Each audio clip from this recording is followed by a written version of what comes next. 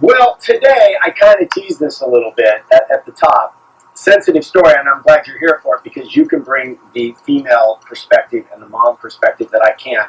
But she shared, really, one of the most personal secrets, hoping to help people. That was her whole idea, that she was going to go out and have other people be able to talk about it, and instead she was ridiculed all over the world. It's an exclusive interview with the woman whose medical condition became an international headline. Take a break. Be right back, Senator. Well, it's a condition very few people know about, even fewer understand. It's called persistent genital arousal disorder. And for Kim, it has turned her life into a painful battle with her own body. Roll it. In 2008, I was in an intimate situation with my then partner, and it was weird, really weird.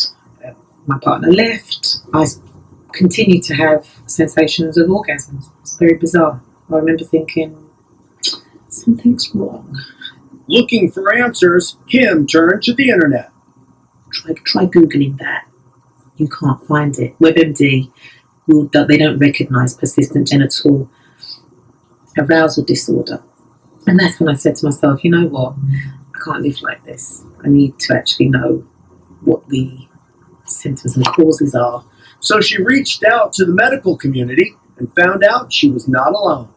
I know people would say, well, yeah, you're experiencing this intensity of this particular arousal to the point of climax, but there is no end to the climax. There's no satisfaction. It's a futile situation because once you have a level of satisfaction, if you get any, it just continues. It's almost like having, your most favourite food, having it crammed down your throat, crammed.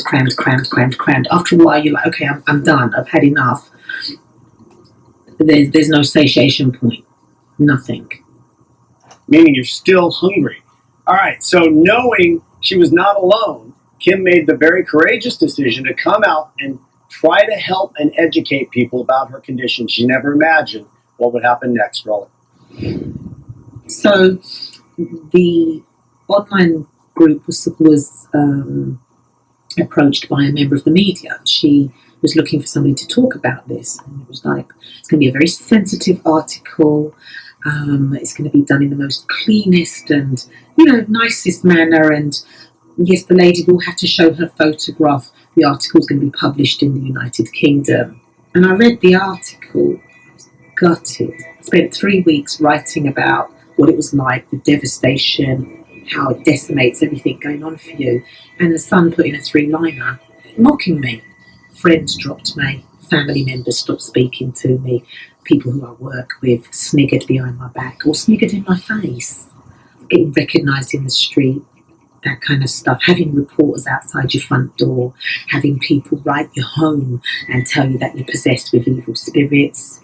I went from being a regular person to a notorious person, and I've done nothing wrong other than have something that is a medical condition.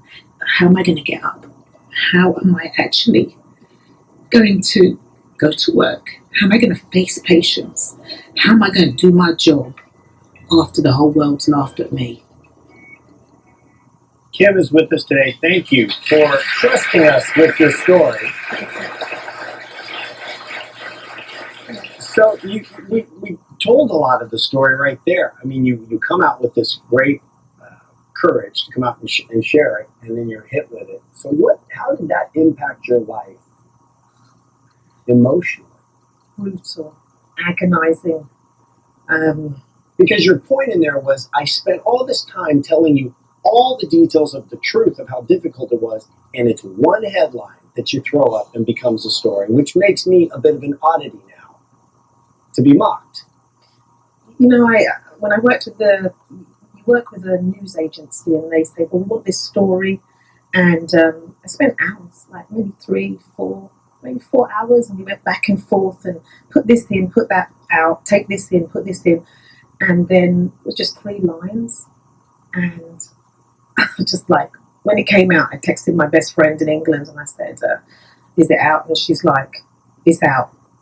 And there was nothing, no response. And then she said, it's tasteless, you know. What does that do to your faith? Because it took a big step from you to come out in the first place. I guess you turn around to yourself and you say, you know, I put my trust out with somebody and I was told that it was going to be handled sensitively. The media took it and just said, she does what? And she can do this, and it's just painful. Well, so PGAD, I think I understand this from it. It just means that you can have periods of time where it's just happening and there's no controlling it. You're going to have an orgasm. But as you said, really wonderfully, it never stops. If you look at the sexual arousal response, the cycle that is, it's excitement, plateau, orgasm, resolution. So excitement is when the body's preparing for intimacy.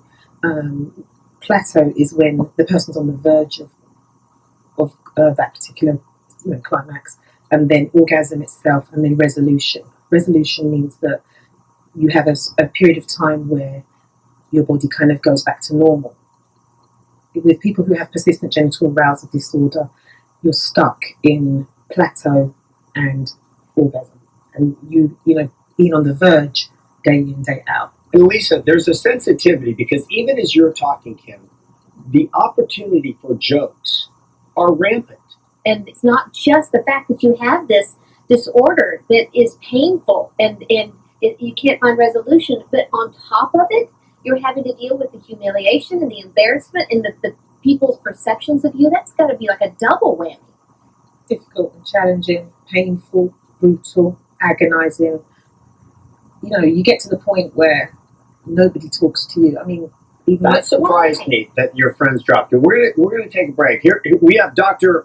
Dorian with us right over here. We're going to talk about this condition and how rare it is. And I also want to find out what kind of friends have that leave when you go through something like this. We'll take a break. Be right back. Never heard of this before Kim came out. You know, Jeff, it's pretty rare, but the problem is recognition. It wasn't recognized by even the medical community till just recently.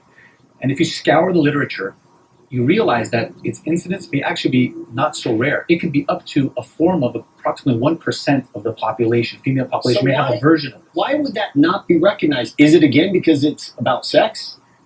That's definitely a major issue. It's the embarrassment from the person. The own person has to recognize, the female has to recognize something is wrong with me, and not just some hormonal imbalance, something that they feel comfortable to go talk to their physician. And then remember, the physician has to be comfortable and knowledgeable enough to recognize it and guide them through the process.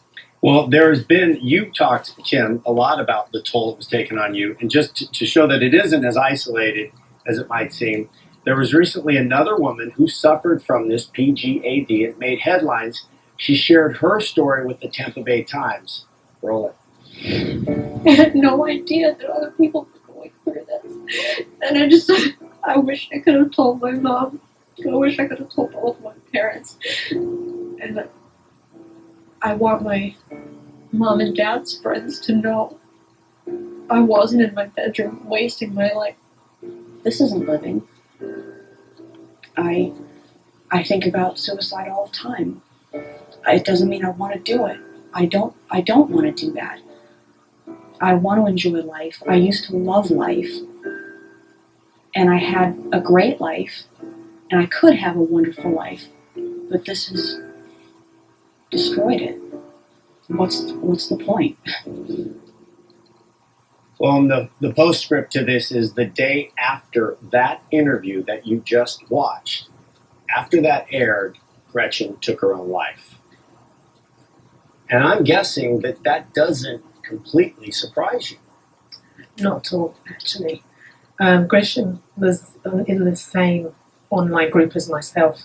There's many women that have this, but they're so embarrassed to talk about it that some people are actually, they're on an online group, but they're anonymous because they just don't want to be attached to it. What is it? Because being a guy, I'm fascinated because the idea that it's troubling, I get, but that it's embarrassing to bring up, I'm still stuck on. Why? I feel like as a woman, there's certain things that we can't talk about in society.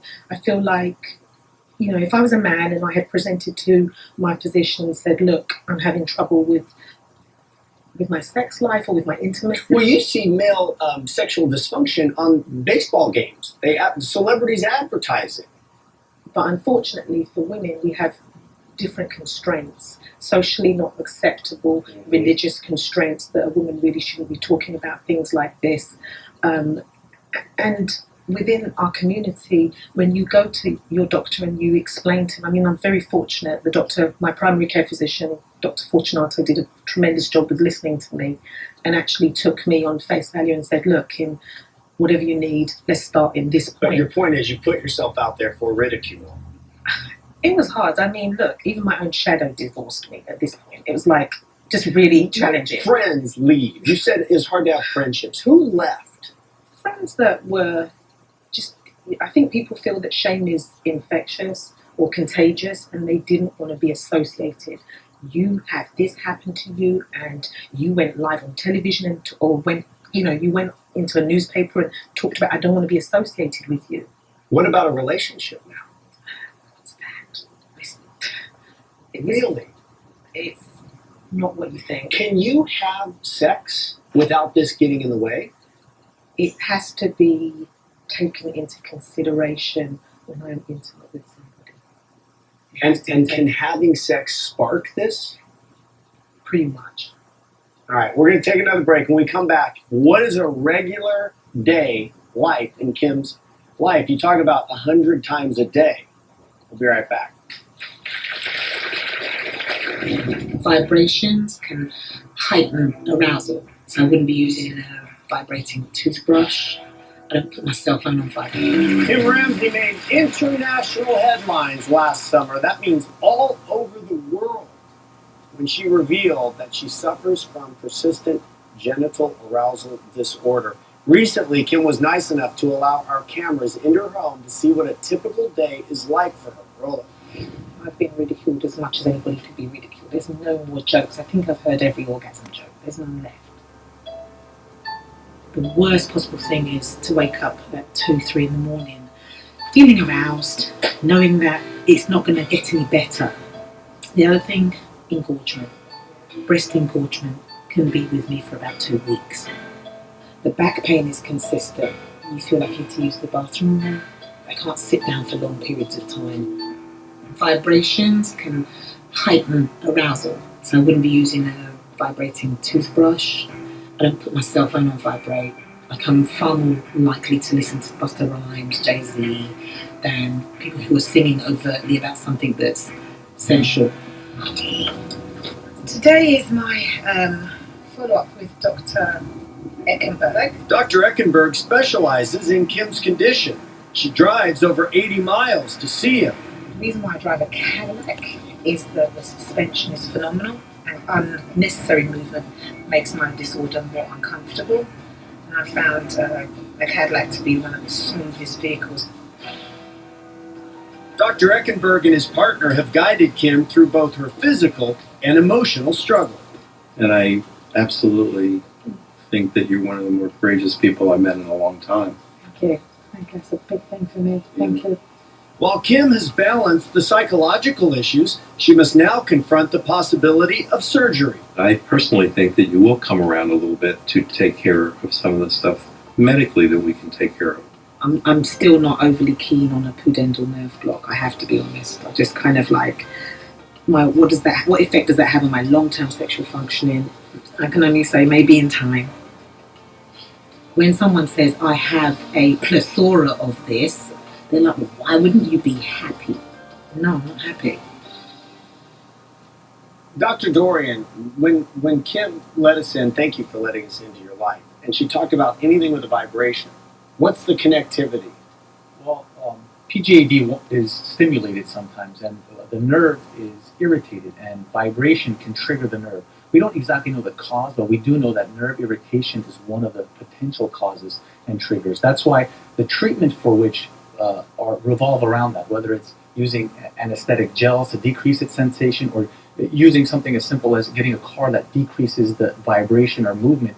The less you get stimulated, the less chance that you will fall into this cycle, which does become a vicious cycle. And you said you're reluctant about surgery. What would the surgery be? It would be a nerve block. That would be a needle being with anesthesia being placed into the clitoris and blocking the pudendal nerve. The pudendal nerve is the nerve that feeds that activity.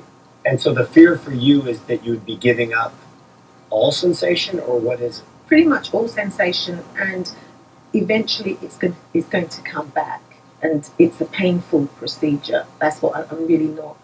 I want to try everything that's non-medical first. I want to go for the meditation. I want to do the yoga. I want to do physiotherapy. I want to do those kind of things first before I try that. And plus, for me, that's not the only place that I have orgasms for. Meaning what?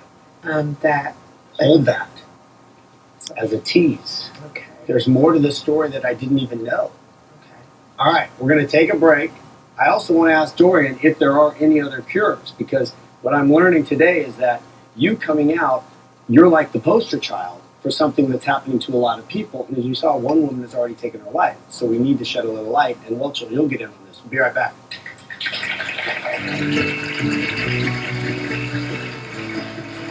Talking with Kim today, who's sharing her story. So we talked a little medically. Is there a cure? Is every case individual? There's no generic cure for this.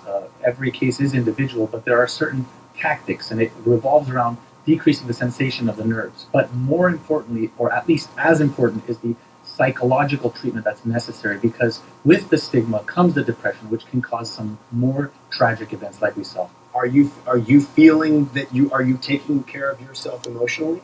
Yeah, I wanted to say that Gretchen was not actually the first lady to commit suicide. There was another lady called Nicole Baas, and she's based in the Netherlands. So this is like a double blow to actually have another woman lose her life because she couldn't get the appropriate medical treatment, or she was ridiculed, or she felt uncomfortable. Emotionally, the depression accompanies this disorder. It's like they're married together. So one of the things that Dr. Dorian is saying is that if you are at home and you're suffering with this, you need to know emotionally you should be taking care of yourself. The depression you're feeling is normal. One of the reasons I like having you around lately is because you bring the female perspective. So what is it like to listen to this story? I'm just thinking, it is not an exaggeration to say that you, in this moment, you're saving lives because you are taking a risk. You're coming out here. It has cost you an awful lot. And thank you on behalf of women for making this, vulnerable stand. And it's interesting that how things work, because maybe that headline that has so wrecked your life is the headline that is needed to get attention to it. Because if the story read as this long, laborious accounting, maybe no one would read or care or, be doing a show about it. So thanks for everything you're putting out there. Thank you. We don't get exclusive stories very often on the Jeff Probst Show. So I'm very happy that do you feel like we treated you okay? I was so fearful. I've been up since 2:00 this morning, and I was like, oh my God, here we go again. But I want to thank you from the bottom of my heart. Awesome. Thank you.